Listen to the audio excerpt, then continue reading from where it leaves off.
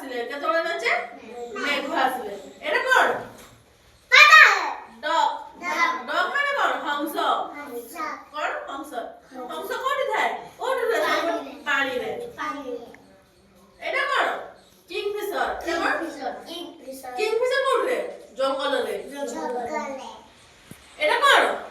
କ୍ର କ୍ର ମାନେ କଣ କ୍ର ମାନେ କାଉ କାଉ ଦେଖିଛ କେମିତି କରେ ସେ ସାଉଣ୍ଡ କର ନା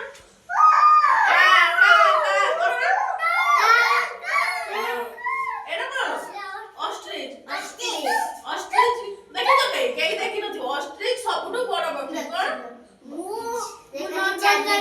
ହଁ ନନ୍ଦନକାନନ ଥିବ ଅଷ୍ଟ୍ରିଚ ସବୁଠୁ ବଡ ପକ୍ଷୀ କଣ